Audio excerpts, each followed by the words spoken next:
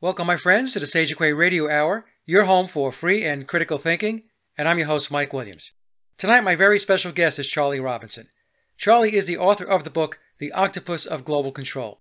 His book tackles topics such as uncovering the deep state, false flag terror events, the media's role in manufacturing wars, the 9/11 deception, the fraud of central banking, our broken education system, the use of religion to shape society, and the corrupted medical industry.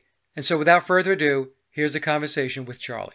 Well, folks, we have a great show this afternoon. My guest is Charlie Robinson, and Charlie is the author of the book, The Octopus of Global Control. And Charlie's book is nonfiction, and he gets into really the nuts and bolts of the controlling apparatus. I call them the controllers. Some people might refer to them as the New World Order, the Illuminati, whatever label you want to give them.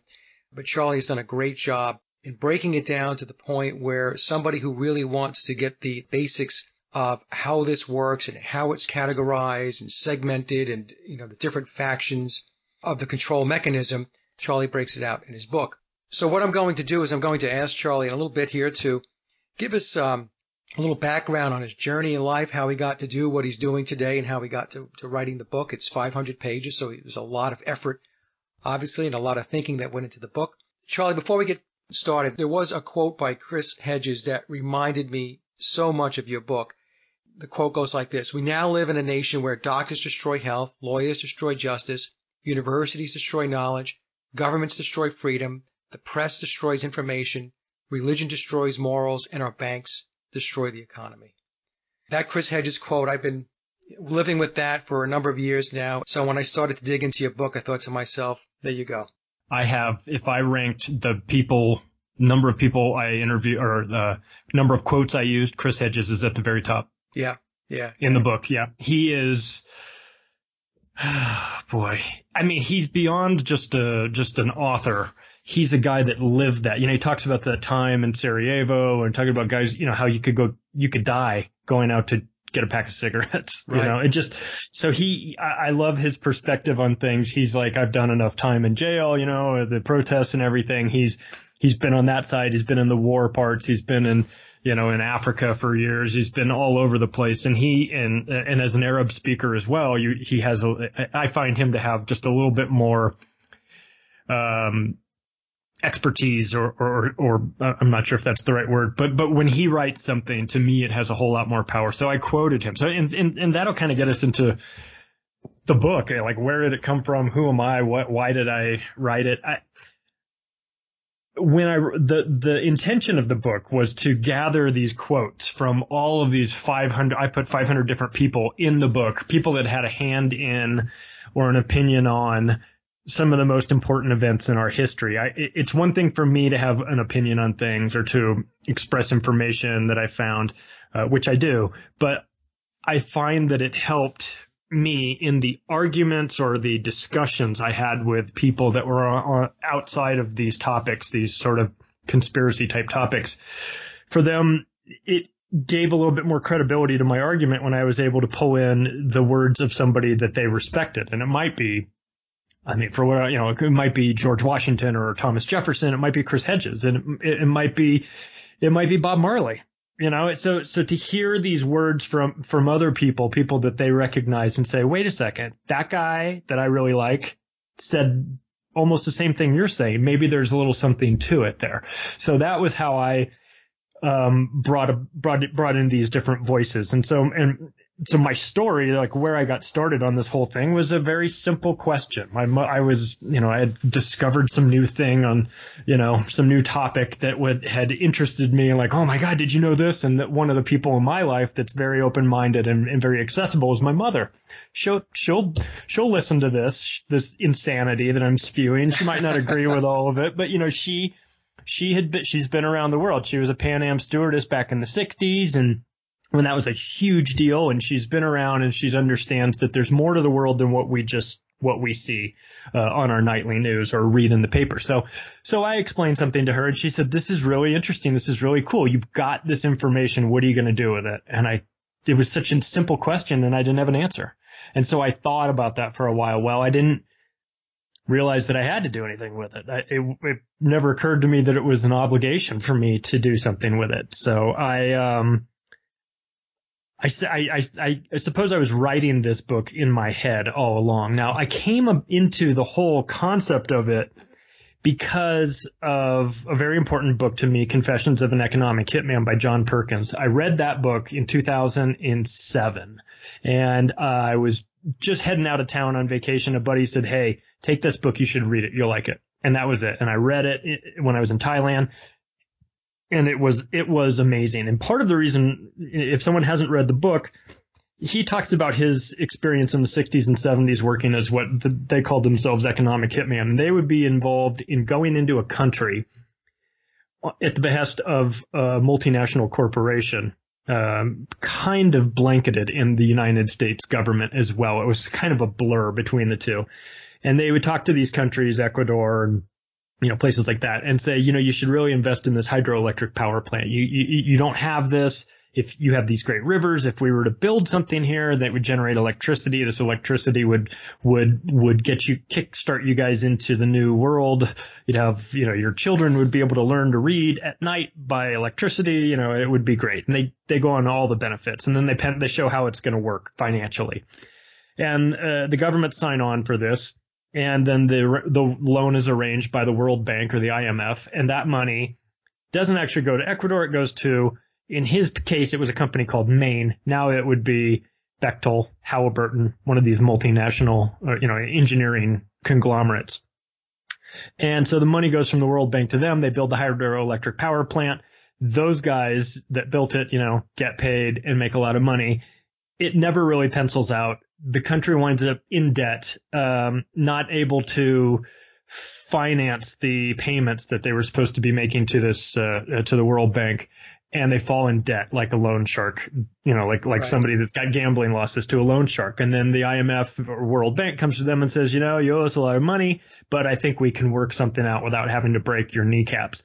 And that would be vote our way in a UN resolution, or go, allow us to build a military base there, or vote, or privatize your lumber industry or something like that. Something that doesn't benefit the country, but they get backed into a corner where they're forced to sort of do something like that.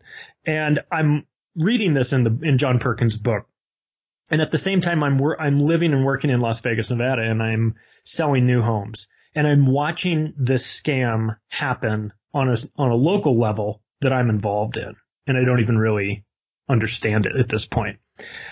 So I'm living it, and then I'm reading about it on a national or global level, and I'm going, holy moly, this is like this is an accidental. This is a plan. This is how you enslave people. You make capital available to them at very low rates, and then you restrict it. That you get them borrowing it, and then you call it in. And when you do that, you create these banks loan out money that doesn't really exist, as I was learning, and then call back in their loans and take tangible assets in exchange. Real so property. They'll take your house. They take real property. Yeah. So I'm watching this and I'm going, this is evil, and I'm involved in it. Not knowingly. And frankly, I was drinking the Kool-Aid too. I was, hey, this is Las Vegas. It's great. Everything's growing. Prices are growing. Buy another house. Buy it as an investment. So when the house of cards fell, I was in it. It happened. It hit me too. And I felt bad that the people that I had, that had bought houses from me, but I was in the same boat as them. So it wasn't as though I was some like evil mastermind sitting off in my palace, twisting my mustache and laughing at everyone. I was stuck in this too. Yeah. And at this point, I also had come to understand the dishonesty in the media, in general, and with relation to 9/11 and to the wars in particular. So I was waking up, and everyone sort of wakes up at different rates. So this is 2007, and I am like coming out of it. And so, it became just sort of like a hobby, like an interest. I'm interested in these topics. I'm going to look into them like a lot of people do. People that are listening to your show are in the same boat. They're just fascinated. That's why they're listening. They like these topics. They're more interesting than what's on the news. They're probably more important than what's on the news too. So we find ourselves just kind of like turning into amateur researchers just because we want to sort of dig in and get to the truth. So that's where all that started. And I get to this one conversation that I have with my mom. I think it was like 2013 or so, when it sort of occurred to me that, hey, maybe I might have a part to play in this. I might actually bring something to the table. So once I decided, hey, I'm going to write this book, I'm just going to sort of see if this comes together. I didn't tell anybody. I didn't tell my wife. I didn't tell anybody. I didn't even tell my mother, who'd sort of sparked this idea. I just quietly said nothing and started writing. And I wrote in the middle of the night. And I don't mean like at 9:30 at night. I mean like at 2:00 in the morning. I wrote, crawled out of bed, wrote as much as I could, got back in bed. My wife was not happy when she discovered the book. She discovered the tangible book when Amazon delivered the first copy. She actually held the first copy of the book before I did. I thought I had intercepted it in advance. She was expecting a big box with light bulbs, opened it up, saw this book, and threw me out of the house. I'm like, aren't you glad I don't have like a second family in Utah? She was not relieved by that. So 2 days later, I came back. I said, listen, I didn't tell anyone. She's like, I can't believe you wrote this gigantic book and you didn't tell me. I said, I couldn't. I felt like I didn't know that I would finish it. I didn't know if it would be any good. I didn't know if I would really feel inspired the whole way through. So I didn't say anything to anybody. And by the time I finally finished it, at that point, I then kind of slowly came out of the closet, so to speak, as a writer, and sent it out to people. And people were like, wow, this is so the first compliment I got on it, I think it's a compliment, was they called it the Encyclopedia of Conspiracy Theories, which I think it's definitely big enough to be, but I didn't want to scare people away by the size. My intention was this. I think that this is something that a lot of people can probably relate to, is that I had the 9/11 conversation on a Thanksgiving dinner. I had watched the room turn against me. I had watched me go into an argument and have no backup notes, no evidence to support my claims, nothing like that. And I got, you get sort of isolated at that point. Nobody really wants to, oh, geez, we're going to have this Thanksgiving dinner next year, but like, can we make him not talk about this stuff? So, or don't invite him. Don't invite him. Exactly. Even better. So my feeling was that, okay, I'm not alone. For sure, I'm not alone. There's other people. And maybe somebody has like reached the level where their friends are no longer, or friends or family are no longer listening to them. I thought, this would be the book that someone could just order and have it sent to their friend and say, and let me be the bad guy. And someone could flip through it and go, something would catch their eye, because there's 50 different topics in there. And so my feeling is that for me, watching Tower 7, Building 7 fall was like a no-brainer, obvious wake-up call. But to someone else, it might be something different. If you're if you're in a different generation than me, the Gulf of Tonkin incident might be the thing that wakes you up, because you realize that your brother died in Vietnam. Right. And you go, well, wait a second. This whole Gulf of Tonkin thing was fake. Well, not only was it not fake, it never actually happened. Like, wait a second, so if that's the one thing that sort of wakes you up, great. I don't know what it will be for everyone. So there's so many topics in there that my feeling was, if someone could get a hold of it and find one of those things, it's how it happened to all of us. You find one thing that makes sense, that stands out as being unusual, and you go, well, wait a second, this doesn't make sense. You dig in, you realize that what you've been told is a lie. Then the next logical question is, if this is a lie, what else is a lie? And so for me, it was like, let's just let somebody find that one thing first, and then let them go from there. And so that was a long answer to how the book started. No, it's a great answer. And I have a couple of questions for you with regard to your wife. Now, was she upset because that you didn't tell her you were writing the book, or was she upset because you wrote a book about the topic that you wrote about?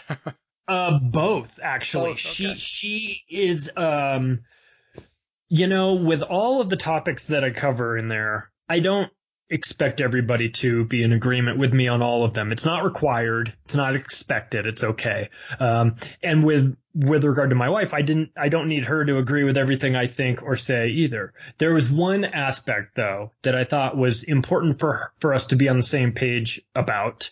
And luckily we are, and that's the vaccine issue. Okay.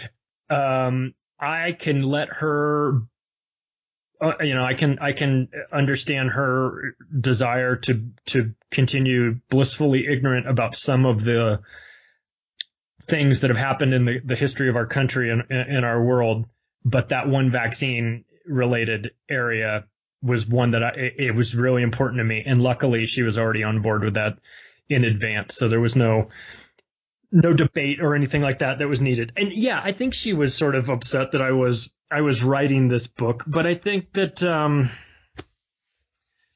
because to her, it was one of these things like, could the time be better served doing something else? Well, maybe, but I felt hard to explain. I felt compelled. I felt an obligation. I felt like if I have the ability to do this and I don't do this, then maybe it would be a disservice to somebody else. Like to me, I'm looking at John Perkins' book and I'm saying he probably wrote that just to sort of make amends with himself, not knowing that the impact it would have on everybody else. And I'm not trying to say that this book is the next Confessions of an Economic Hitman, but my feeling was that, hey, his book impacted me and had a big role in me, in sort of waking me up to this.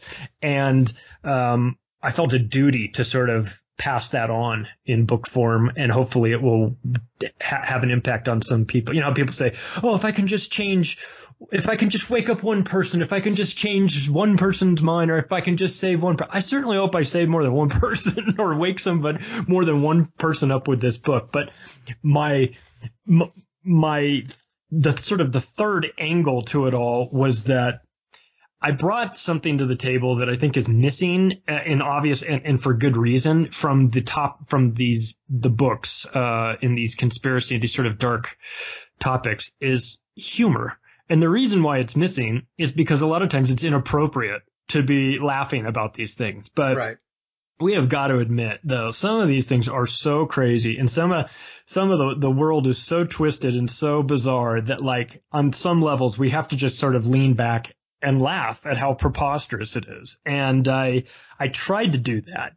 And one of the ways I tried to do it was by not just bringing my own warped and demented sense of humor to it, but also by bringing in the voices of Bill Hicks and George Carlin and these people, and Joe Rogan, these people that see the world a little differently. And how funny is it that George Carlin is looked at now, when he's, for his bits 20 years ago, as being like a historian. Yeah. He's like accurate. His descriptions of how things are going and why they're set up this way are so unbelievably accurate that his comedy routine should actually be a history book. And so to me, things like that, the Jon Stewart, watching The Daily Show and realizing that there's a story in there, there's a serious story, and he adds humor to it, and he makes you laugh. And it's not that he's being disrespectful to the people involved in the story, but he's just finding an angle, because he's a comedian, to poke fun at how crazy this all is. And your responsibility is to pick out what's serious, get that message, understand that there's something really horrible maybe happening in the world, and then decide which part of that is actually humor and why it's not offensive humor, but it's just sort of, hey, you wound up understanding the story because he made you laugh about it. And even though it's not funny, it was a way of seeing the world that was a little different from, a boring history textbook. So that my feeling was, if I could bring in the words from other people and educate people all while making them laugh, then you might stick it out and get through the fact that the book is as big as it is. Yeah, no, it's serious business. But like you said, Charlie, we have to take a step back, and we do sometimes have to cut ourselves some slack. And every once in a while, we do have to get a laugh. Somebody might say, well, it's not funny. Well, it's what we're saying is that, look, you're in it. You have to survive it. And once you realize some of the control mechanisms, you do sometimes sit back and laugh. And even if you're laughing at yourself and you're thinking, boy, I can't believe that I didn't get that until now. I found myself in that situation many times, and I've told folks, look, I wasn't born like awakened. It took me a long time to get off the hamster wheel and to get where I'm at today, you know. So, and one of the things I wanted to point out, because you made a very good point, is that there's a multitude of topics that we major on, and one topic is all it's needed to spark somebody's interest to dig deeper and to take a look at other areas where the octopus has its tentacles. Yeah. And I'll give you an example, personal example of mine is that before we got started with this show, we talked a little bit about my shows on the McCartney conspiracy. And I catch flack for that every once in a while because people will come to me and say, oh, you know, why are you spending so much time on that, Mike? What does that have to do with anything? He's just a musician. Who cares? Never mind that it has everything to do with Tavistock, has everything to do with mind control, social engineering. Well, just, you know, let's just not look at that. Right. But here's the thing. I've had people, Charlie, write me, and a lot of people write me and say, I woke up because of the McCartney conspiracy. And that in itself, if it does nothing else, if it wakes people up, hey, for them, the McCartney conspiracy is somebody else's 9/11, is somebody else's vaccines, right? Is somebody else's geoengineering and so on. And that's why I get a little upset with some in the truth community and the alternative research community because they will take certain topics and they will condemn them and say, I don't know why anybody's spending any time over there, why they're looking at this, because this is more important than that. And so you have folks trying to create priorities, right? Which is like what's wrong with the entire process to begin with that we're in. So that's the thing. It's not one topic. It's not two topics. That's why we have to have an array of topics in order to wake people up because people's interests lie in different areas. For a person that has a vaccine damaged child, guess what? Guess what their priority is going to be? Yeah. It's going to be on vaccines. So I agree with you. I guess the point I'm making, and I'm rambling a little bit here, is that the multitude of topics, to put them out there is a very good thing to do because something out there is going to grab them. Yeah, and like you said about the Paul McCartney thing, on the surface, it's an interesting story about a rock band from, you know, that was, you know, played a huge role in British and American culture. Right. That's just on the surface, though. When you dig deeper, then you start to find, like you said, you start to get into Tavistock Institute. And you go, well, I've never heard of Tavistock. So I have a chapter in there that says called Tavistock is not a music festival because people have never heard of it. People in the U.S. especially, the vast majority. I mean, when I say people haven't heard of it, I should say that it's not a topic that's discussed in the mainstream a whole lot, but in the alternative media, people are starting to come, you know, understand it. Once you dig into that, you go, well, wait a second, there's a problem. This is you know, social engineering. When they say, well, social engineering, you know, when you say it like that, it sounds so bad. Yeah, it sounds bad because it's one institute trying to tell the rest of the world how to think and using the media to do that.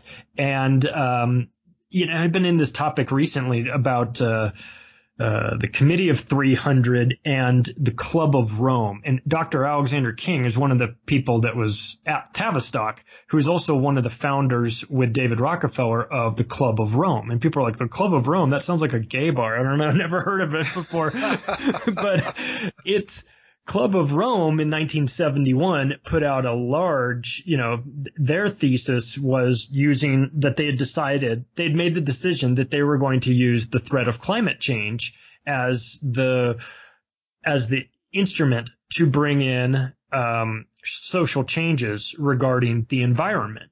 And what that didn't spell out clearly, but what it hinted at was the method and the mechanism in which they were going to do that was going to be through the implementation of a carbon tax. And it sounds like, hey, well, you know, we'll just tax those bad countries that are polluting the world. And that's fair, right? That'll be a punitive tax and we'll use that money to clean up that money is not going to clean up anything. That money is going in their pockets, the people that are running this show. So, you know, so you might get involved in this and say, Paul McCartney, that's an interesting topic. And then from there, that leads you to Tavistock. And then from Tavistock, that leads you to the Club of Rome. And then the Club of Rome leads you to the concept of climate change, which it started off as, global warming. And then when the numbers didn't work, then they said, we'll make it climate change because that's true Orwellian doublespeak. We'll just use a word that is climate change. If we say that, then we're covered whether it goes up or goes down, So here you go being a Beatles fan. And next thing you know, you're talking to your grandma about global warming, and that's kind of where it leads. And when people say that you go down the rabbit hole, it's no exaggeration. You wind up, it splinters off into all these different little tunnels that you go down to. And I think, like you mentioned it, that people ask you, what's the most important conspiracy to focus on? The one that you're interested in, the one that you're currently really into. And there are booby traps set by people that want to trip you up and get you believing something that isn't true. And I am upfront about the fact that in this book, I'm going to be wrong about some things. It's just a fact. I would love to say I'm not, but when you're going up against professional disinformation agencies like the CIA and MI6 and the Mossad and these groups that have a vested interest in keeping you ignorant about certain things, you're going to make mistakes. You're going to believe things that aren't true or not believe things that are true. And that's okay, as long as your quest is for the truth and you understand that there will be some bumps along the way, as long as your intentions are pure.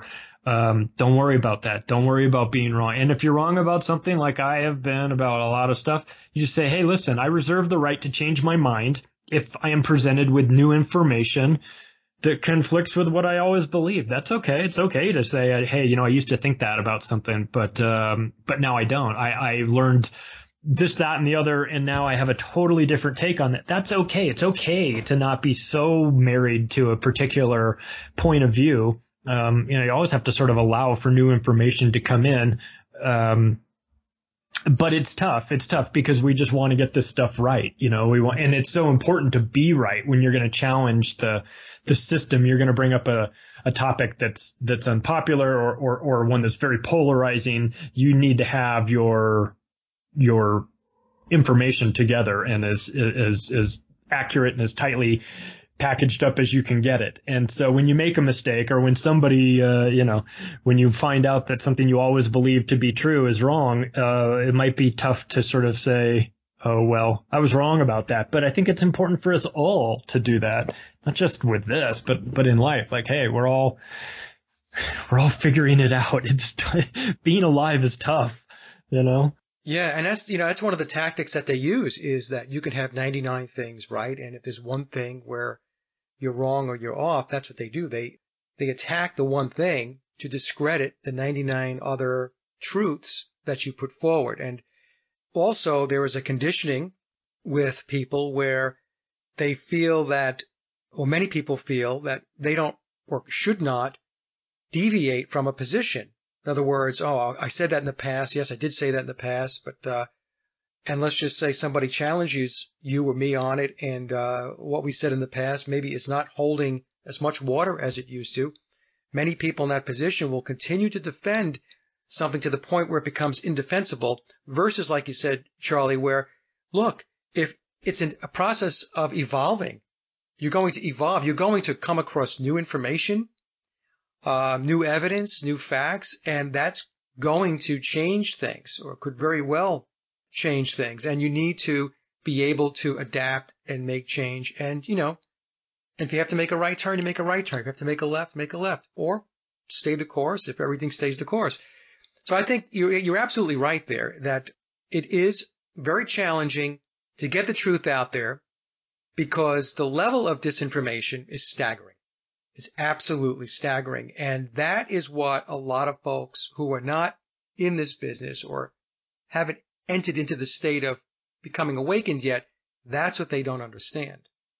So it's easy to come at us and poke us and try to nitpick at things and all this. And let's just say you have 90% of the picture and there's 10% of it that is not understood yet. They will try to discredit you. I'm talking about friends, family, whatever, because you can't answer those one or two questions. Never mind that they haven't answered any of the questions, right? I mean, they're just basically, they've drifted so far from the mothership, but they'll come back to you and say, okay, well, all right, that's great. You gave me 9 things and, okay, well, I don't know about that. I'll have to look into that. But what about this one thing? And, and if you pause for a second because that's a piece of the puzzle that you haven't figured out yet, boom. Gotcha. Yeah. Yep. Yeah. There's this sort of backwards logic to let's take 9/11 as an example. Let's say somebody believes the official story of 9/11. You say the official story of 9/11 is the conspiracy theory. It has holes in it. It's a disaster. None of it's true. We can poke at it from every different angle in all the different locations, Washington, D.C., New York City, you name it. Someone will say, well, then what do you think happened? And to me, my answer is, I can't tell you the exact the process of events that happened. I can't tell you every last detail of what happened, nor do I need to. I can tell you this. The official story of 9/11 is a lie. Now, it's their story, not mine. I don't have to prove how it happened. They have to prove that their story is how it happened. And it didn't, and they can't, because it's an indefensible position, because the story's been discredited. The official story of 9/11 does not work. So when people try to flip that burden of proof onto us, I'm quick to say, it's not my job to prove how it happened. It's your it's your job. If you're going to be the mainstream media, it's your job to prove that an airplane hit the Pentagon. It's your job to prove that there were bodies in Shanksville. We got coroners that are showing up saying, I stopped being a coroner after 1 minute because there were no bodies. You have people, Jamie McIntyre from CNN, at the scene of the Pentagon saying, I don't know what to tell you, but there's no airplane here. Right. So all these people are, and then of course, 3 frames of a film, Mohammed Atta's passport lands at the feet. CNN went on air a couple days after 9/11 and said, a hijacker's passport was found a couple blocks away from the Trade Center, if you can believe that. No, we can't believe that. Right, I can't believe that. Nor should I have to believe that. Like, this guy couldn't even believe the words were coming out of his mouth, because he edited it with, if you can believe that. No, not even, you can't even believe that. You're expecting me to believe it, and I'm a conspiracy theorist because I want proof for that? I mean, give me a break. So this burden of proof that has been put on, well, if you don't think the official story is correct, then you prove how it happened then. Like, no. Don't fall into that trap, because you don't have. Now, was it directed energy? Was it nanothermite? Was it a suitcase nuke? And I don't know. I'll tell you one thing that didn't happen was that Building 7 didn't come down because of office fires at free fall speed,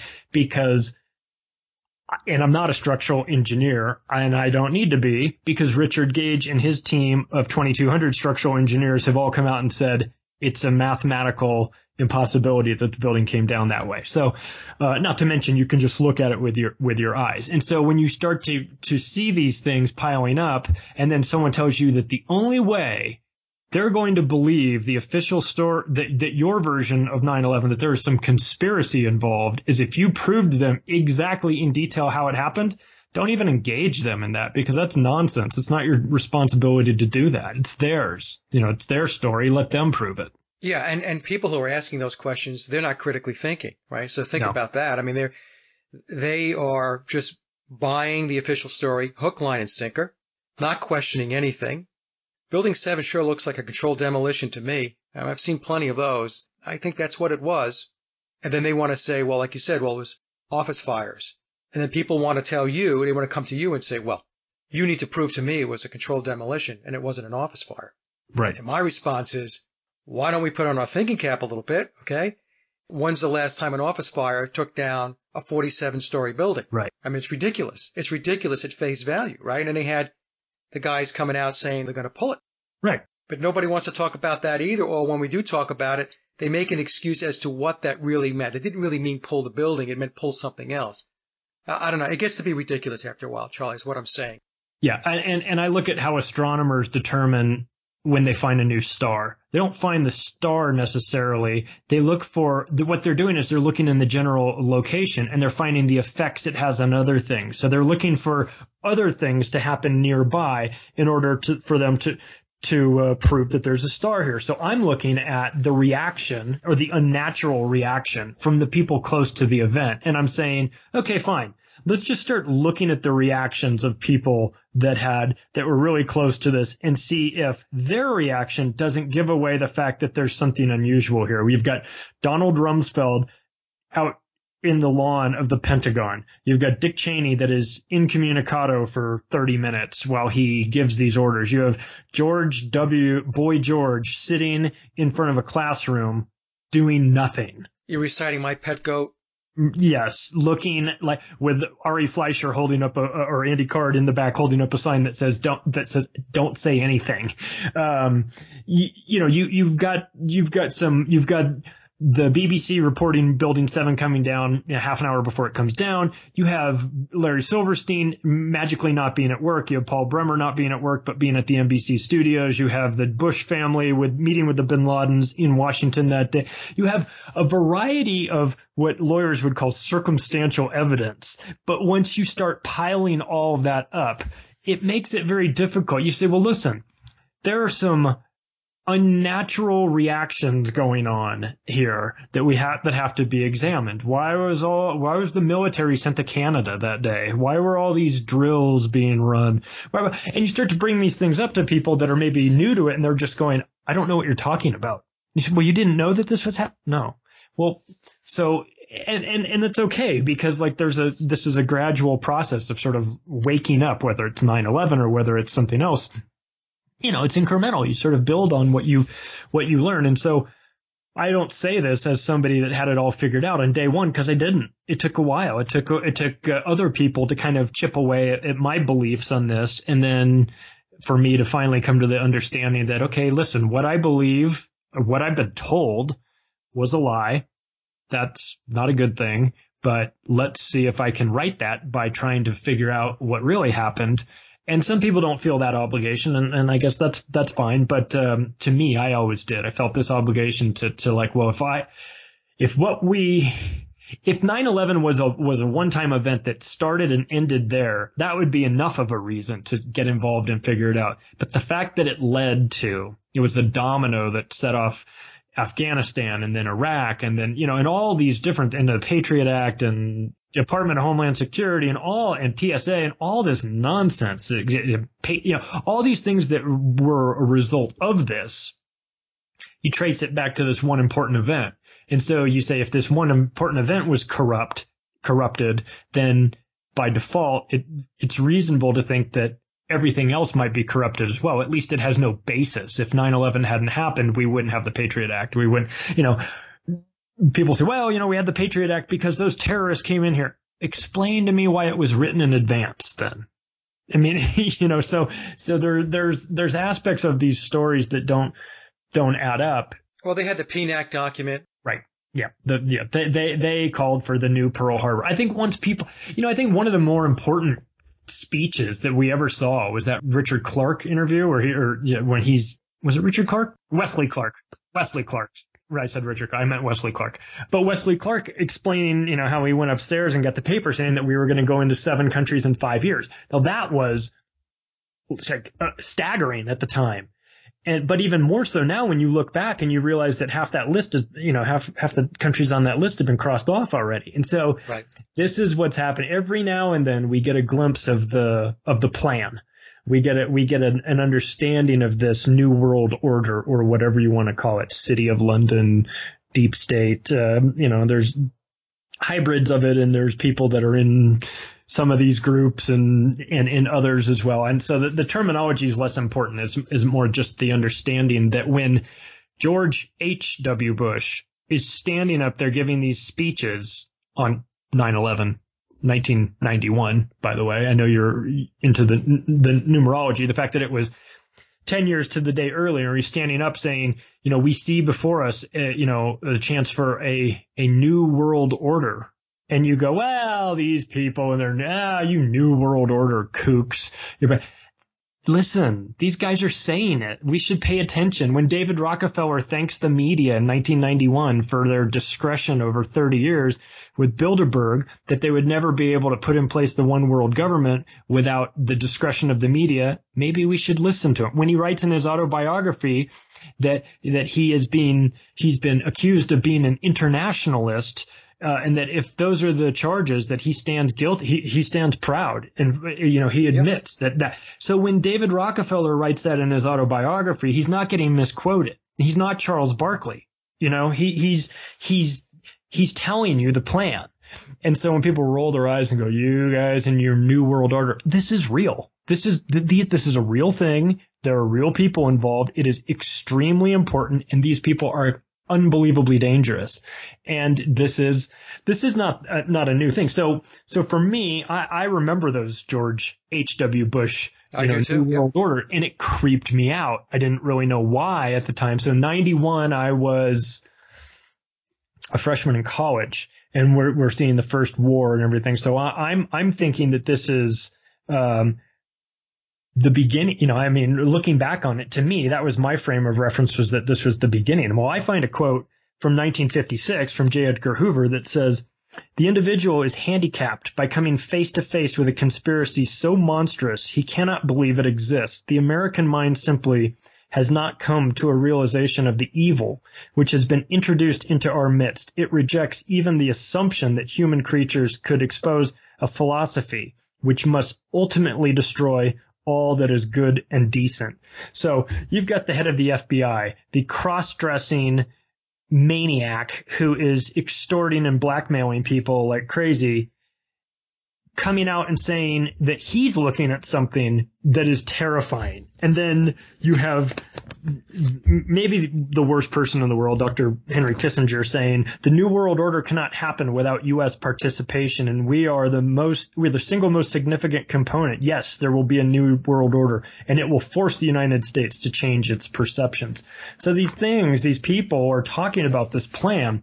And just because it's not on the nightly news, and just because it's not, in 40-point font across your newspaper, doesn't mean it's not really happening. It gets buried and it gets hidden and it gets confused and misquoted. But they're out there telling you about this plan, and it's been put in place a long time ago. And for others to sort of try to paint you with the crazy brush when they've done no research on their own is the height of ignorance, in my opinion.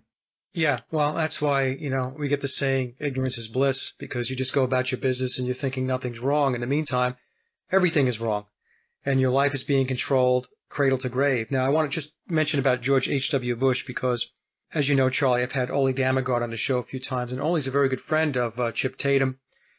Tatum used to work for George H.W. Bush as part of the CIA. Chip was an assassin.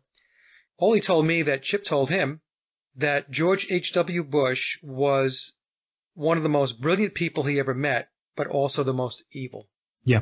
So you had both sides of the spectrum. You had this person who had enormous brain capacity, intellect, but using that brain capacity and that intellect for evil reasons. Yeah, I jokingly mention in the book, and let me emphasize jokingly, that if there was a room with Stalin, Hitler, and George H.W. Bush, a gun, and 2 bullets, it would be reasonable to shoot George twice just to make sure. I find him to be a reprehensible human being. And I also find that I remember when he was the wimp, I don't have to eat my broccoli, don't like my broccoli, I'm going to, and I think he liked that. That was all theater. Because it was cover for him to be the psychopath that he truly is. There are numerous stories. I like Ole's work a great deal. And Chip Tatum is a fascinating look into, a world that we know exists. And we had heard for years about that, about those hit teams. And this is politics. This is the reality. There's a lot at stake. Money, power, who knows what else, what sort of technologies are involved. And we see this, of course, this is not to say that anybody that is against the Bushes is by default in favor of the Clintons because I find them to be a reprehensible family as well, and very similar, in fact, to the Bushes. But this is when the stakes are this high, anything is possible. Yet you think that the Bush family hasn't had people. Of course, they've had people whacked. I mean, this is how it goes. I mean, I think it's interesting that the Bush family and the Hinckley family are very close.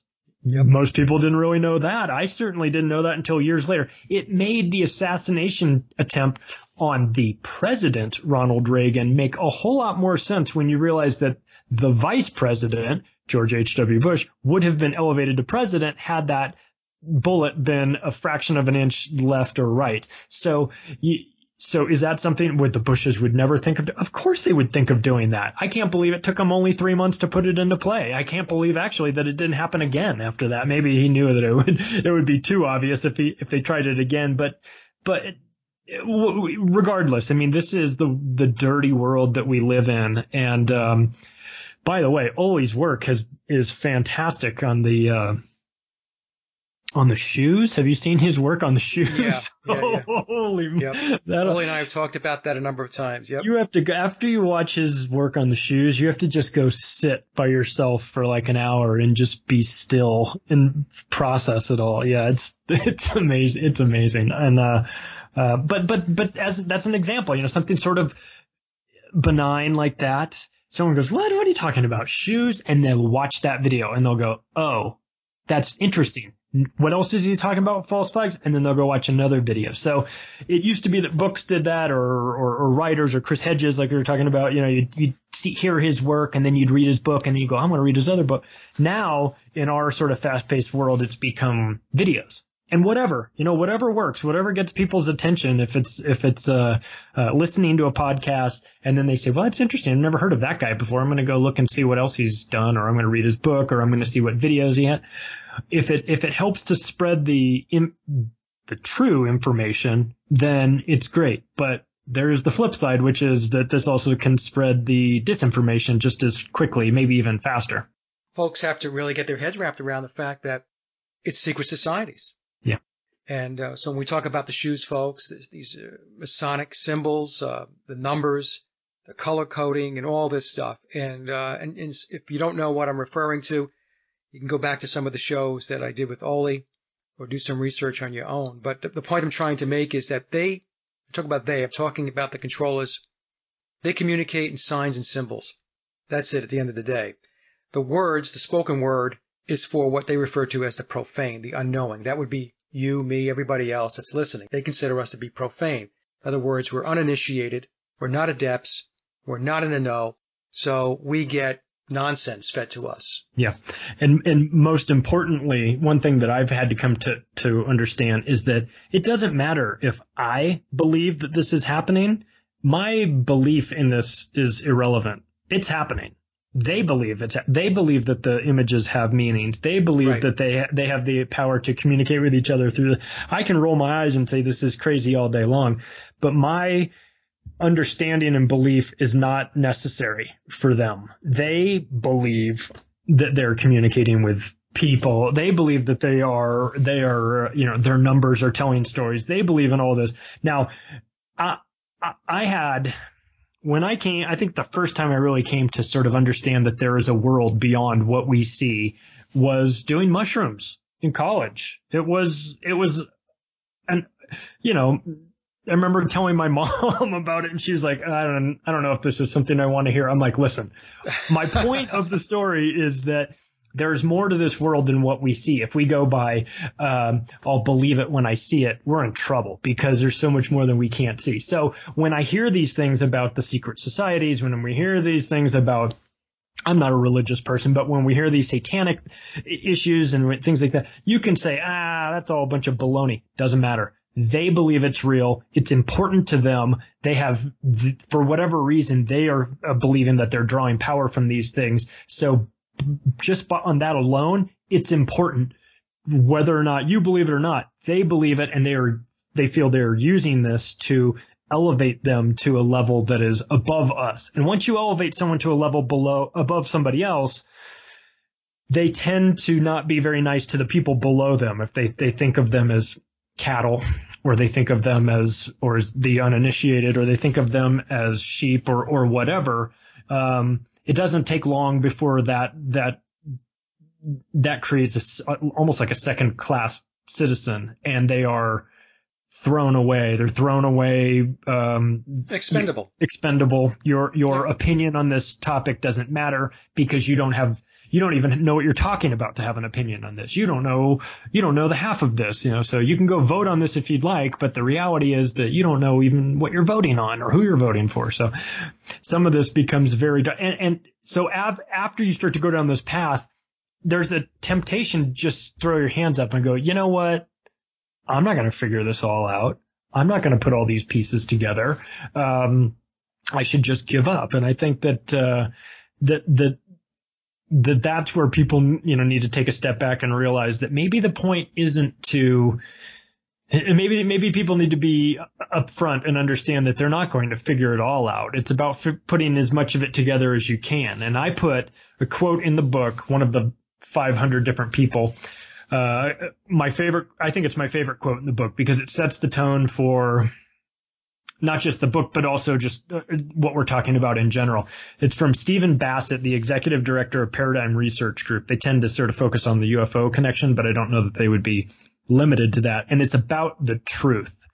And he says, imagine if the truth was a huge jigsaw puzzle, a big box with 20,000 pieces. And it is the truth, the absolute truth. It is a picture of the world as it really is.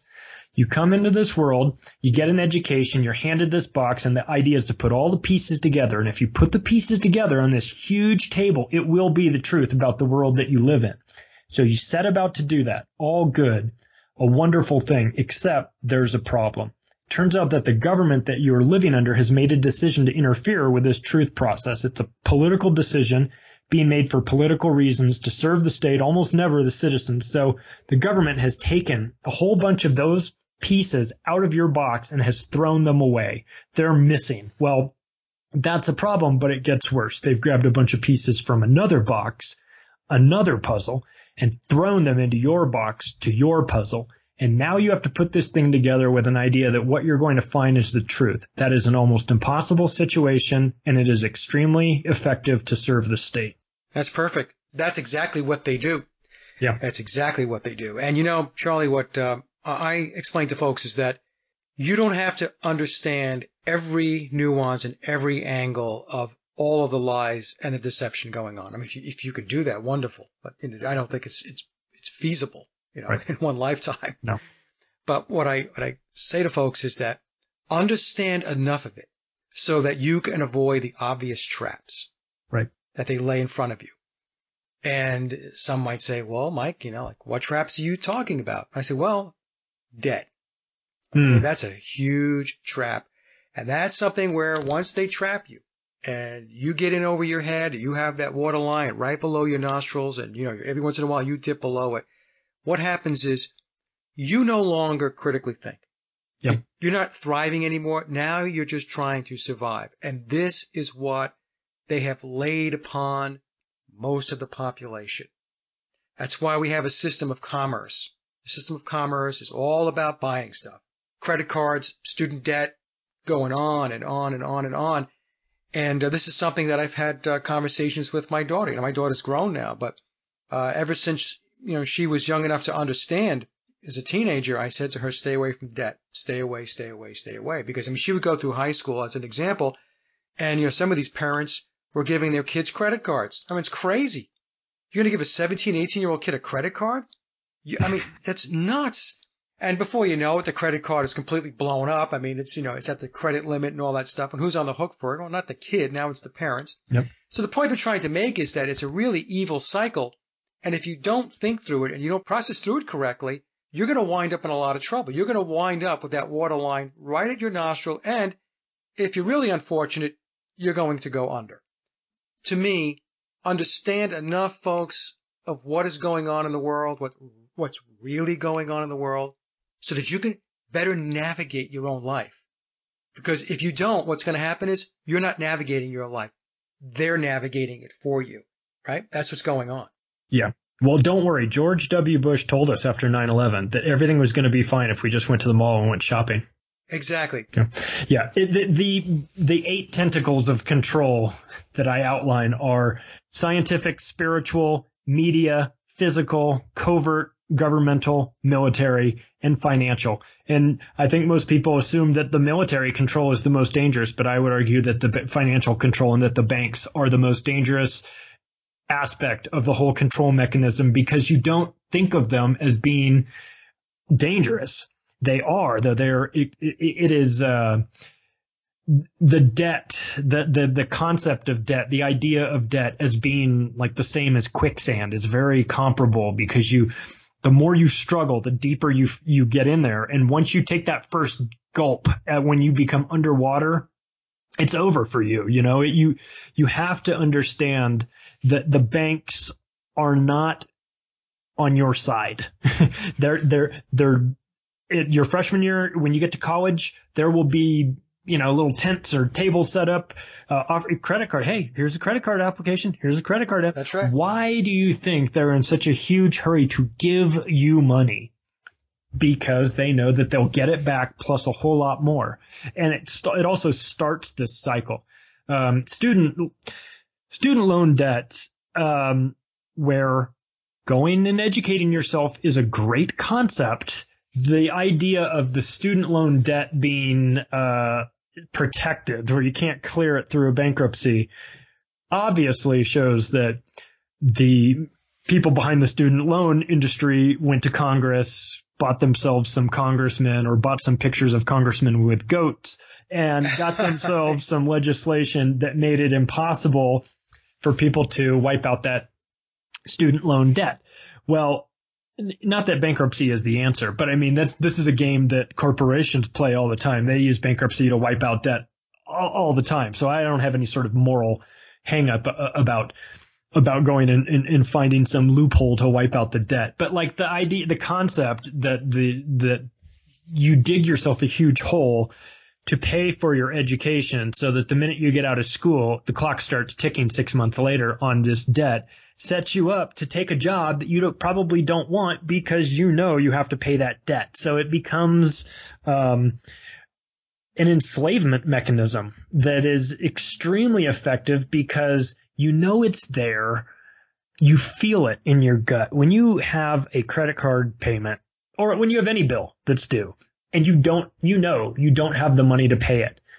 Oh, it's a horrible, awful feeling that physically manifests itself in your chest. And it is, it's exploitive, Charlie. Yes. It exploits the innate sense of responsibility that people have. Yeah. That's what it does, right? And the thing is, they're not being responsible by doing what they're doing. They have an agenda. Right. Oh, yeah. And that's what they do. They always go after the sense of responsibility, the compassion, or the empathy that humans have, and they play it. They play it like a fiddle. Yeah. Yeah. And we if you're a decent human being, you say, hey, listen, I spent this money, I owe it. I need to make it right and everything. That's, I'm not saying that's a bad thing to do. I mean, it's a good thing to understand, to be responsible for what you owe. But we also need to realize the mechanism of the central banking in general is an apparatus that was set up in secret by deception. It had been banished from this country on several different occasions, and it is the tool that is used to enslave humanity. And if you want to get an idea of who doesn't have a central bank, which countries don't have central banks anymore, all you have to do is turn on your news and see who is being demonized at the current moment, and that'll give you a good idea. North Korea, Cuba, and Iran. So who do we have to go to war with? We just have to go to war with Iran, right? Well, there's a variety of reasons for that, but one of them is that they're not partaking in the central banking apparatus. And same with North Korea. We got to bomb them. We got to get in there and why? Whoa, what's the rush? North Korea hasn't done anything to us. I'm not sitting home at night worrying about North Korea. Well, this is because the banking industry needs the final pieces to the puzzle put in place so that they can lock it down. And believe me, they will lock it down. That is the plan, and that will happen. And I think it's happened on some level. So we see it on more a personal level when we look at things like credit card debt, student loan debt, and those things. But understand that just if you blow that up to a macro level, the whole world has been enslaved with debt that has been created out of thin air by bankers that are running this world. You talked about wanting to, people ask, where are all these conspiracies? Where do I start? The banking is definitely probably the first one, I would say. But also a second one, a close second, would be turn on your TV and watch the nightly news. And you will see, even just within the last couple of months, the Sinclair Media Group, when they did that big push, the syndicated local TV conglomerate that owns 200 or so different stations, and they had all their anchors read the story about how fake news is infecting the real news, and they didn't have the ability to see that the irony of the fact that when you've got 200 news anchors reading the exact same script about fake news, that you are in fact becoming, and you are the fake news that you are proclaiming is damaging the system. So, John, that Sinclair Media video that people put together where it sort of pulls back and you see like hundreds of them all saying the same thing at the same time. That's nothing new. Jon Stewart was doing that years ago with these, the Easter bunnies hop into town, and everyone is saying the exact same script and reading it off a script. Once you see that was one thing that it was very helpful to me to understand that the media is completely scripted. The nightly news that you watch, the way they have come to pick these particular events is not accidental.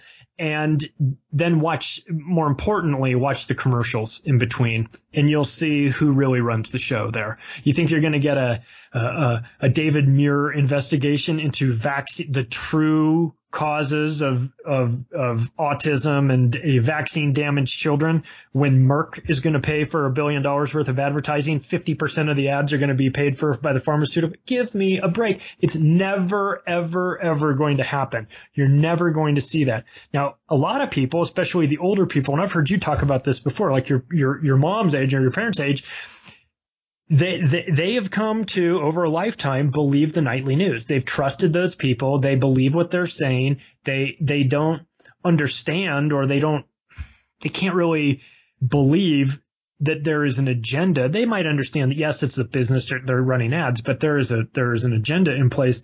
And they tend to do whatever the nightly news says. And also, by omission, if it's not being covered by the nightly news, therefore it's not important. So if it's like, well, if this vaccines were really hurting all these kids, surely there would be a big nightly news story about it, right? Wrong. There wouldn't. There would never be one, because the pharmaceutical company or industry controls the mainstream media. So no, the answer is you're never going to see that. You can wait around. And so if your barometer for what is important is what you see on the nightly news, you're going to be waiting for these stories about these important things that you're never going to see. So you'll just assume that they must not be important. And that's obviously a disaster. Well, people really get confused because they use the terms media and news interchangeably with truth. They believe that the media and the news is giving them truth. It's not, folks. It's giving you propaganda. It's the ministry of propaganda.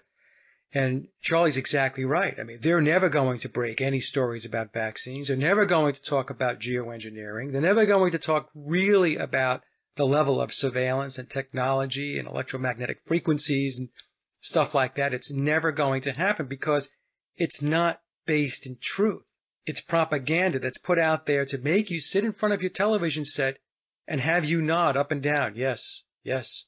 The first thing I tell folks, Charlie, is stop watching the TV. Right. Pull the plug on that sucker. It's great advice. And it's tough for a lot of people to do, myself included. I'm going to watch football. I'm going to watch this and that. I'm going to watch some awful TV with my wife from time to time. It's going to happen. And I'm going to watch the nightly news, not in order to gather information about what I think is, what they say is really happening. I just want to know what they're telling the people is happening. Right. I want to know what the spin is. I don't watch it as a source of information. I watch it as a source of frustration more than anything. Paul Craig Roberts, who was the former U.S. Assistant Secretary of Treasury under Reagan, said, "No one outside America any longer believes U.S. media or the U.S. government. You can't believe a word the American media says. If they say anything correctly, it's just an accident." And I always thought that was funny because it's true. Every now and then they get something right, or they're even.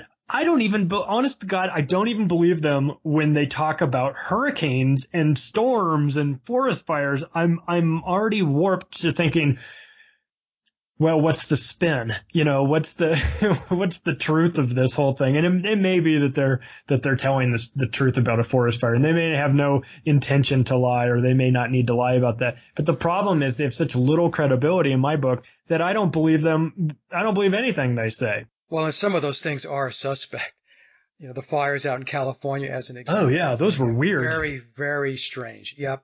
They just want to tell us that, somebody was sitting out in the woods with a book of matches or whatever, and that's how that took place. But, a closer inspection, and by the way, folks, you really don't have to get a microscope to take a look at how those fires, where they were and where they weren't, to start to form at least a thought that says that does not look natural to me. That does not look like a natural formation of how fire would travel. And if you don't know what I'm talking about, maybe what I'll do is with this clip is I'll get some video or some stills from the fires in California from several months back, and I'll put them in, and I'll let you take a look at it as you're listening to Charlie and I and decide whether those fires look like they're natural occurrences or not. Yeah, and people will say to you, "What are you, a botanist?" No, I'm not. Or, and I'm not a forensic inspector. I don't know the difference. But it doesn't, you're allowed to acknowledge that something looks a little funny. You're allowed to say, maybe there's nothing to this, but it looks a little weird. Let's examine. That's part of the conditioning, though. The conditioning is they have people to believe authority. So who's an authority? Well, it's a person with a costume on with a badge. It's a person that has a piece of paper in a frame hanging on his wall and says that he's this and he's that, or she's this or she's that. And the thing is, what happens is, as people just defer to the authority, they are abdicating critical thinking. They're not free thinking. Things are going to get better when people start to use their brain again and not rely on the storytellers. And that's what's happened. They are listening to the storytellers and they're just falling in line. And that's why we have a large problem. Thinking's hard. I kind of joke that we've outsourced everything. I feel like we've outsourced our critical thinking as well. We'll just let the media tell us what to think.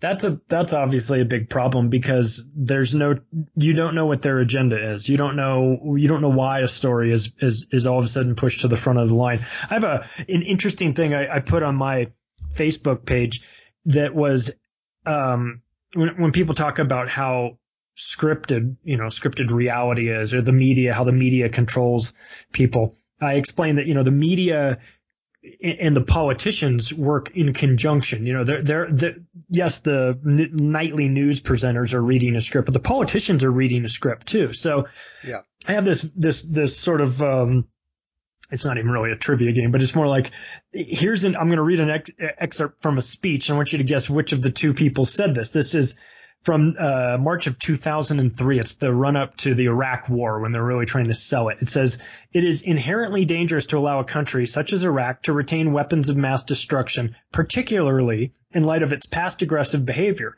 If the world community fails to disarm Iraq, we fear that other rogue states will be encouraged to believe that they too can have these most deadly of weapons to systematically defy international resolutions, and that the world will do nothing to stop them." So that's the speech that went out the end of March of 2002. So the question is, was that Canadian Prime Minister Stephen Harper that said it, or was it Australian Prime Minister John Howard? And the answer is that it was both of them, 3 days apart. They read the exact same speech, word for word. So you can find the video on my Facebook page that runs them, both speeches, at the same time with video, split screen, so that you can see that they're both saying the same thing. So you're watching this, you're getting all mad at your politicians. You realize they're reading off a script. This is coming from someone above them. So if you think Tom Brokaw was reading a script, understand that George Bush and Barack Obama were reading scripts as well. I mean, this is how it goes. This is sort of so once you see things like that, you're like, ooh, wow, well, hang on a second. It makes you sort of question everything that you've been watching. Was that a script? Were they, was that Bush with a bullhorn up on the, on the rubble pile in 9/11? Was he doing that off the top of his head, or were they practicing that in the helicopter for 4 hours before they landed to make sure he gets it just right? So a lot of this reality is scripted. It's scripted reality. It's like some sort of hybrid reality show that we're living in, like the Truman Show on acid or something. It is. It's all scripted, and as I've mentioned to Oli, and I did a show with Crow 777. Yep. Everything that's worth knowing is a lie, and a lot of people have a hard time with that. But Charlie, you have done enormous amounts of research. I've done a lot of research. Anybody who's gone in and done any level of research starts to understand that it's all controlled. It's all scripted. All your presidents, your prime ministers, these people are owned. Yeah. Period. So to think that you have a president of a country or a prime minister of a country that they are the quote unquote leader. No, they're not the leader. They're the front man in front of the curtain. Right. What they don't show you is they don't move the curtain aside to show you what's behind the curtain. You don't get to see the great Oz. Yeah. And a lot of people, Charlie, they can't comprehend this. They look at, as an example, look at this country, look at Trump. That's where the buck stops. You go out to the UK. What's her name there? Theresa May. Theresa May. Trudeau in Canada. I mean, it's ridiculous. It's absolutely ridiculous. I tell folks, and I put this on my Facebook page a lot, we live in a comic book. It's the cartoon world. Yeah. Oh, yeah. That's where we resided. And, every once in a while I will watch regular TV too, the same reasons that you do. And it's amazing. Once you wake up to this stuff, you really do get a chuckle. We were talking about sometimes you laugh. Oh, yeah. Because you know exactly where they're going. You know exactly what the script, what it's saying, what comes next. And then after they're done talking to you, what's going to happen tomorrow. Mm-hmm. That's the thing. Once you wake up to this is really not that complicated at the end of the day. It's really not. No. And I had, I remember sitting, I was at home when the San Bernardino event happened. And yeah. I said, once again, I don't know why my mom had come over and she was sitting there and I turned it on. We were watching at the same time. She's a good lady. She is a great lady. And I said to her, so I turned on the TV. I hadn't heard anything about it. Neither had she. It was just happening. Turn it on. And then immediately I just hit mute and I turned to her and I say, I'm going to tell you 4 or 5 things that are going to happen in the next 48 hours. I'm going to tell you right now, this moment. If I can tell you these specific things that are going to happen, will you believe me that these are scripted events? And she's like, what do you got for me?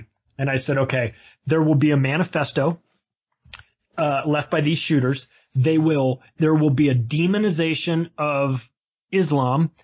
They'll let the media totally infringe on these people's rights. And I didn't know that they would actually let them into the apartment. But I said there will be some sort of thing where like the media will discover a manifesto or something. You let them run wild into the crime scene. Into the crime scene that they described as a veritable bomb-making factory. So I'm like, well, then they clearly wanted to try and blow up the media, which wouldn't be the first time the police have considered doing that. If it was such a bomb-making factory, why'd you allow the media? I mean, in a preposterous way, like no crime scene tape, just 30 of them crammed in the kitchen going, hey, look, I found a notepad that said, I'm going to do this for Allah. I mean, it was so ridiculous.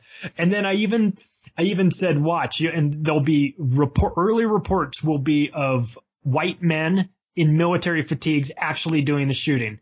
And I said, and then in the end that the suspects will both be dead. Not a stretch on any of these things. Some of these were pretty specific. All of them happened. And I said to my, a couple out, 2-3 days later, I said, does this make me psychic? Or maybe I just have an understanding of what the script is? And you mentioned Crow 777, and I liked his stuff. I liked the lunar wave work that he did was mind blowing. I just sort of you look at that. once you have the understanding that just about anything is possible, and that perhaps everything that we know about reality is either a lie or heavily slanted. I saw his work on the lunar wave, and I just thought, it sounds crazy, but it's no crazier than anything else that we've initially been presented with, that we've come to learn, we've come to accept as the truth, that there's maybe something more to our reality or our relationship with the moon even. Ooh, boy, there's I just read not too long ago Who Built the Moon by Alan Butler, and that was a mind blower. I read that book, yeah. Yeah, wow. I mean, so there's a lot. I guess my point is that there's a lot we still don't know. There are maybe some people out there that are, younger, that are going to go on to make some astounding discoveries, things that will blow our minds when we're in our 80s, and I certainly hope that's the case. Yeah, and the thing with the lunar wave is, Crow was the first to capture it, and I think he caught it a couple of times or a few times, but there were a dozen other folks that actually filmed it, so he wasn't the only one to have captured the lunar wave. Now, what the lunar wave is, I can't tell you. I don't know, but it's certainly a very, very strange phenomenon. And I don't get into the lunar wave in the book, but the last chapter of it is Never a Straight Answer, which is about NASA. And I have, that's one of those topics that, I have a lot of, makes my stomach hurt. I feel I have like conflicting, cognitive dissonance, like having that pain of having like two conflicting beliefs at the same time. So like on the one hand, I look at the NASA missions, and I think that, there's a whole lot of deception going on, and that, that maybe we didn't go to the moon in a tin can, the size of a Volkswagen Bug. And then the flip side is that at the same time, I also believe there's a secret space program. So it's like, I understand that I'm like hypocritical, or I have conflicting beliefs, because I'm still trying to sort out what is the truth. I don't by any, in any way have it all figured out, but I'm excited to sort of dig into that. And when I saw Crow's work, I thought, well, there's one more, layer, maybe literally a layer, that is, obfuscating the truth. And, that of course makes me want to look into it even more. So I have across my office from me, I have a signed picture on the moon from Charlie Duke, and I was named after him, and it says, may your life be as adventurous as mine. And I look at that with like a mix of inspiration and potential rage. Because, I'm looking at it going, did this guy write this like going, this poor bastard will never know. He'll never know, he'll never know the truth, or hey, maybe, may your life be as exciting as mine. Well, was your life really that exciting, or did you spend the rest of your life, hiding the truth, or, So anyway, I tackle parts of that in the book, only because I think that the scientific aspect and the space aspect has been the one conspiracy theory that Americans have embraced. They actively do not want to give that up.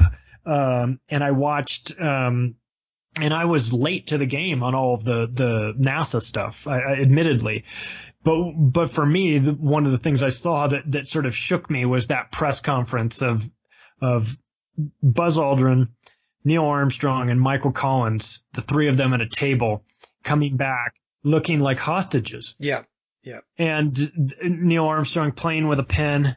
Buzz Aldrin looks like he's biting his teeth. And Michael Collins, to me looked like he was trying to out the whole operation. And they're asking the question, when you were on the surface of the moon, were there any stars in the sky? I don't know where they got that guy to ask the question, asking about the stars. And Neil Armstrong is saying, giving this legit answer. And Michael Collins goes, I don't remember seeing any. And looks at Neil, and Neil looks at him like, you dummy, you didn't see any because you weren't on the moon. You're about to blow this whole thing up. And I watched that thinking that was Michael Collins' way of trying to blow it up. I don't know. Maybe he wasn't. But well, I mean, the way that it's all fiction is take a look at what has came before it as far as television, and especially afterwards with Star Trek and the litany of just movies and television shows that have to do with space and space travel and stuff like that, right? So all that stuff is conditioning. And so we have to understand what it is that they're doing. And I've covered this in a couple of shows with Michael Joseph, who's brilliant with the esoteric and understanding the underlying occultism of these secret societies. Apollo, of course, is our sun. This is all mysticism. This is all esoteric. JPL, Jack Parsons was, if you go on Wikipedia, you can take a look at how they describe Jack Parsons, an occultist. Right. So when they start talking about all this stuff, Charlie, I won't get into great detail on this. This has a lot to do, if not all to do, with their way of, it's signs and symbols again, signs and symbols. Yeah. There's a religious belief that's underneath all of this. That religious belief goes back to the ancient mystery religions. So what they're doing is they're playing out this whole thing, the space program, in a profane way for the masses, right? So the masses are taking it in, they're getting enamored with space travel and all this stuff, and probes going out to Pluto and taking pictures of Saturn's rings and all that stuff. But what they're really telling you is a different story. And that story has to do with understanding the messages and the symbols of their esoteric teachings. And once you know more about that, then you start to really understand what it is that they're trying to tell you. So what happens is, and Michael Joseph and I have talked about this, they're not really lying to us. I've also did shows with Martin Kenny on this. What they're doing is they're using allegories, if you will, to explain where they're going or where they would like to take humanity as far as next steps. So they explain it in a profane way so that the masses buy into it. But when you peel the onion back and you dig in, it's all based upon ancient mystery religion, mysticism, and the esoteric, the occult. That's what it's all based upon. I love that stuff. And that's a topic that the esoteric aspects of it is a topic that I need far more education on. I do know when people sort of joking, say that NASA's not to be trusted, like they were founded by Nazis, yeah, and by occultists. Right. This was, I grew up in Southern California and used to, I'm familiar with Pasadena very well. I know JPL is there, Jet Propulsion Laboratory, Jack Parsons. Right. This Aleister Crowley, these connections to them these are, people, that's a topic where people might roll their eyes and go, give me a break. Hey, listen, it's important because this is an organization that has siphoned trillions of dollars. And what are they doing with it? Where is it going? There's been a lot of interesting reporting lately on the 21 trillion that has been siphoned, down the rat hole of the DOD and HUD. Where is that money going? Is that really going towards the secret space program? Is it literally going underground? So things like that are fascinating, and they're all, as we pull back and look at maybe the bigger picture, we see that on some level, they're all connected to one another. They all have an importance. There is, so when we get back to that question that we started with, which was when people ask you, what's the most important topic? On some level, there's a connection between all of them. If you dig deep enough, whether it's the players that are interconnected, whether it's the fact that it's financed through, money created out of thin air or whether it's just the fact that there's a web of lies that are acting as the glue that connects all these pieces together. They are attached to each other in some way, some more obvious than others, and some a little bit more hidden. And sometimes it's that esoteric aspect of it that connects people. And that's where I think a lot of people sort of get lost in the woo woo, because it's hard to understand and it's hard to accept. But people will like blindly and gratefully get up on Sundays and go to church and do that whole routine. Is it so hard to believe that there are other people that have a different routine, that requires them to do or say things to other spiritual beings that they have an allegiance to? It's feasible. It's reasonable to think. And that is, in fact, a lot of what happens, especially in Washington, when you dig into all these people that they have these secret societies. Newt Gingrich came right out and said it when he was talking about Trump. He says, well, he's going to have problems because he's not one of them. He's not a part of the secret societies. And I went, ding, ding, ding, ding. That's like I don't never thought I would say we should all be listening to Newt Gingrich, but in that particular instance, I was like, listen to Newt Gingrich. He knows what he's talking about because maybe he's involved in these secret societies. Newt's dropped the bomb a couple of times. I remember going back a few years ago, there was the presidential debates, and was it Herman McCain? I think that was one of the other candidates, and Newt was up there, and he had said he had deferred a question to his brother, Herman, right? Well, brother is from the Brotherhood, the Masons, the secret societies, So, oops.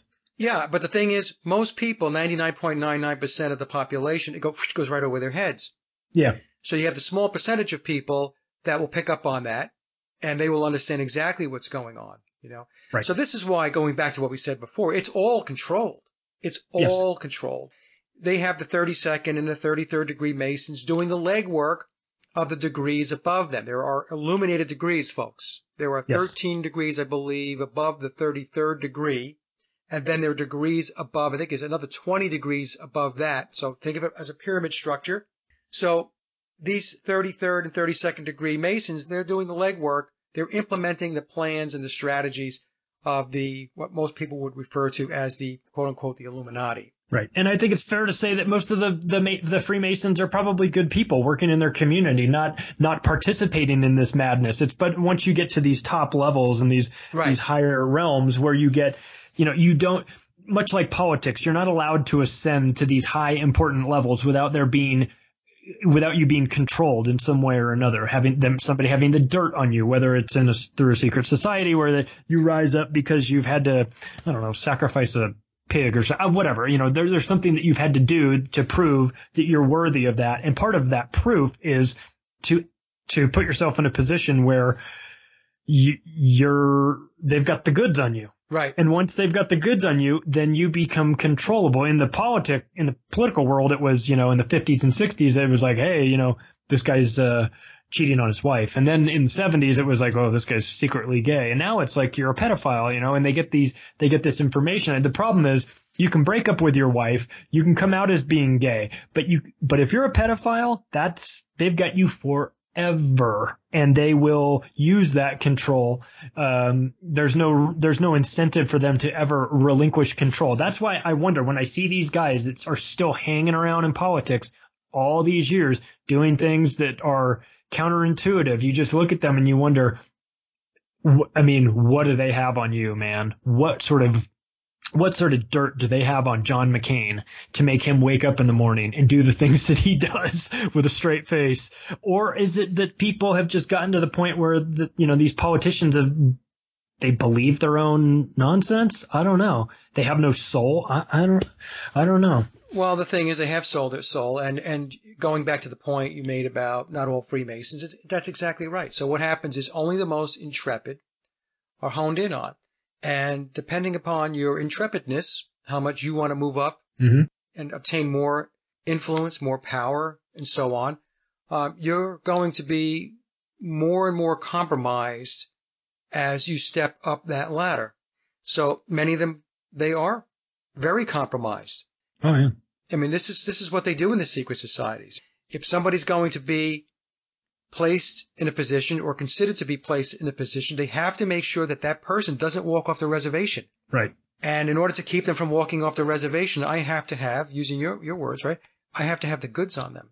So if you think you're going to walk off, or you think you're going to say something, if you think you're going to be a good guy and start talking and speaking the truth, you better think twice. Right. Yeah, this is the oldest trick in the book. And I think people that aren't involved, that don't maybe have the deep knowledge of all how dirty things can get, even they can understand this. Even they can understand that you can have a misstep and people can correct that for you and give you a pass, and then you owe them something. Well, it maybe be it's implied that you owe them a favor. Right. But it might be something more tangible in that not only do I owe them a favor, but they have a picture of me in a situation that even may be contrived. It may, maybe that they, Dr. Dave Janda, who has a great radio show and was in politics, said that the best advice he ever got when he got to Congress was don't go to the parties. And if you do go to the parties, leave early. Don't stay for the after party, because the after party is where the problems are, whether it's you get involved in drugs and alcohol, or whether they dose your drink, put you in a compromising situation that it's impossible for you to talk your way out of. I mean, these control mechanisms that we talk about, you talk about on your show for a long, long time, they're very real. And they've been in place because they're effective. You don't have to go back and reinvent the wheel when you've got blackmail. It works like a charm. And if you don't think so, watch the Pedogate. Watch the Lolita Express and the Orgy Island and things like that, and understand how these people get control of politicians. It's not rocket science here. It's set up cameras in a hidden location, invite some teenage girls, and you've got yourself a compromised president on camera multiple times on Jeffrey Epstein's plane. And once you have that, then what do you have? Well, you have an invaluable tool that can be used a variety of ways. You want to get an ex-president that has to, that has access to a couple $100 billion of charity money. You want him to divert some of that to your organization, and you've got pictures of him with, through Jeffrey Epstein. You just tell him what you want, and it's a done deal. So this is how dirty politics gets done, and I don't think people should be surprised by that. And I think that people should wake up to the fact that these politicians that we see on TV are creations. They're not even real. I would imagine they don't even know who they are any longer. Bill Clinton and Hillary Clinton smiling for the cameras, it's as fake as a Hollywood movie. It's just nonsense. And so we get so attached to them, and we believe that it's real, and we believe that what they're saying they mean, and it becomes tough to wake up from that. But for those of us that have come to wake up from it, I think one thing I could leave you with is that I have felt this. I'm sure you have too. It's almost like an obligation to wake other people up. It's that Plato's allegory of the cave. You get out of the cave, you see what's really going on. You go back to the people that are stuck in the cave, and you want to tell them, hey, there's a whole world out here that what we have been believing is not the truth. And it's so different out here. And, don't expect there to not be pushback. Right. And I just want to mention two things. We're talking about being compromised and blackmailed. I had Anthony Hilder on the show going back about 4 years ago. And, Anthony was involved in Hollywood, and he's an activist, and he's been around a long time. He knows a lot of people. And he told me that Larry Flint from Hustler Magazine used to have these parties. And he used to invite all of the politicians, and congressmen, senators. Reagan was there. There's a story that Anthony was telling me. And they used to have these sex parties. Right. And Larry was filming them, hidden cameras, right, was filming them. Folks, this is how it works. So I know a lot of people love Ronald Reagan, but what Anthony told me, that Larry Flint has a sex tape of Ronald Reagan. Okay. And going back to, I guess it was I think it was the late 70s or the mid 70s, around that time frame. And another thing I wanted to talk about was there's also a video. It's a clip from 60 Minutes where Ed Bradley was interviewing Bob Dylan. I've seen it. And the question it's a great clip. I mean, it just basically Dylan, in his very deadpan way of speaking, spills the beans. Ed Bradley asks Dylan, so Bob, why do you keep doing what you're doing? You've been doing it for a long time. And he says, well, I have to fulfill my end of the contract. To the chief. The chief commander, he called him. The chief commander. And he goes, well, the chief commander, who's that? I mean, is he from this world? Dylan says, well, this world and the unseen, other worlds. And, maybe what I'll do is at the end of this show, I'll attach that clip to the very end, Charlie, so people can listen to that. I mean, that's a very important discussion. Hairs on the back of your neck standing up type of interview. And you talk about this stuff, and folks, you need to watch it and listen. What do you think Bob Dylan is telling us? And if you're a politician and you went to a party at Larry Flint's house, who owns Hustler, and you're surprised that you got caught on videotape with girls, you're a moron. You deserve everything that you get. I mean, part of the responsibility on falling into these traps has to be laid on the people to say, I'm just going to go where the traps aren't. Some of this is kind of, if your intention is to not fall into the traps. I think a lot of people get into politics and they're damaged and they're seeking praise and they're seeking all sorts of external things, and they're getting into politics so that they can get invited to the Larry Flint parties. So to ask them to stay out of the traps might be. Well, they never think it's going to happen to them. They never think think that, this is not going to happen to me. Look at Dennis Hastert, who was the former Speaker of the House, right? He's Speaker of the House. And all of a sudden, like a few years ago, hey, guess what? He's a pedophile. What a surprise. What a surprise that the third most powerful person in Washington was being extorted for millions of dollars because he had raped wrestling students when he was a wrestling coach. Right. What a shock. In Washington, you've got pedophile. I mean, it's not that being a Boy Scout troop leader makes you a pedophile. It's that being a pedophile, you go where the hunting is good. So you go and become a Boy Scout troop leader. If you're a pedophile, you're going to go and seek positions of power over other people. And so you wind up in a study just came out a couple days ago talking about the areas that have the most psychopaths. What a surprise. Washington, D.C. and New York City are at the top of the list.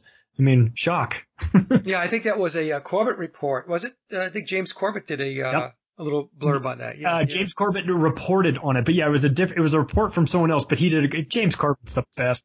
He has the ability to take a very difficult topic and boil it down in like 5 minutes to a point that the average person can understand. I quoted his entire 9/11 5 minutes on 9/11 it was great. In the book, because the whole thing from start to finish was a masterpiece, but it still doesn't do it justice in my book, because you can't hear the pretentious British trumpets that play at the beginning of the clip. So I encourage everyone to watch that. So James, if you're watching this, we love you, man. We definitely love you.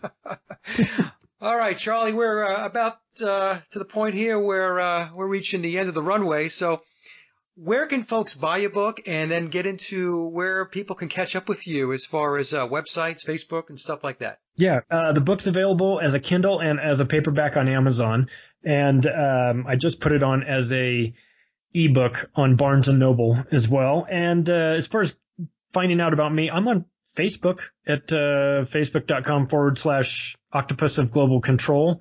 And I'm also on Twitter as well. You can find me there. I don't do as much on Twitter, but I'm starting to get into it. But I encourage people, if there's somebody in your life that is, maybe on the fence about some of these difficult topics, or you've done everything that you feel like you can do to wake them up, a friend, a family member, God, just send them the book. Let me be the bad guy. I don't mind.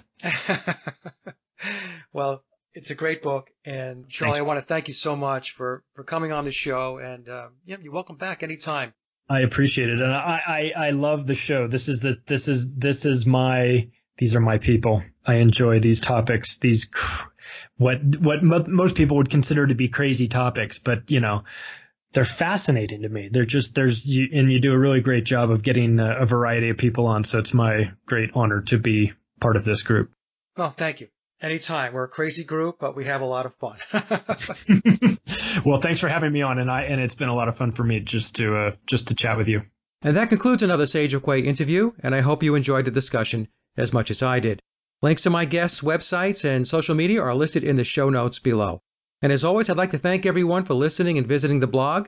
You can get to the blog by typing in sageofquayradio.blogspot.com, or simply head over to our hub website at sageofquay.com. Also, if you get a moment, please visit laboroflovemusic.com to listen to my album, Leaving Dystopia. And remember, live in truth and always serve creation. It's really that simple. See everyone next week. Be safe, enjoy, and God bless.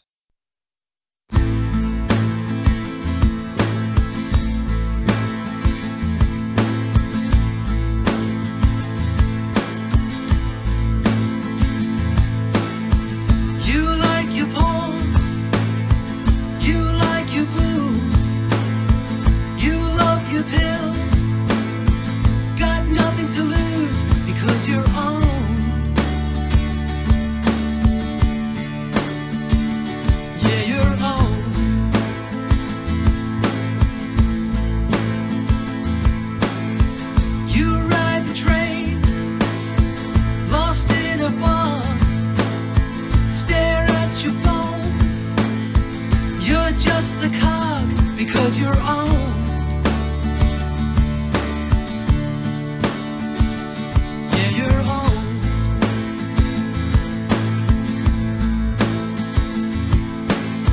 You work a job just to survive. You have a pulse, but you're not alive because you're own. Yeah, you're own.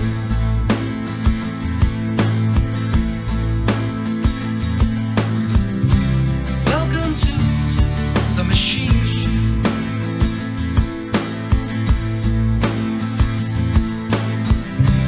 Welcome to the machine.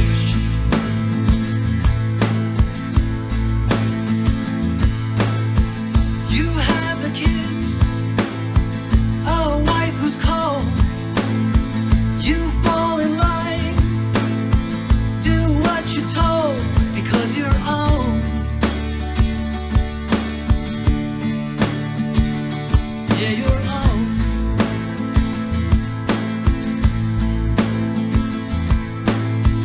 You watch your TV, turn off your mind. Your eyes are open, but still so blind because you're own. Yeah, you're own.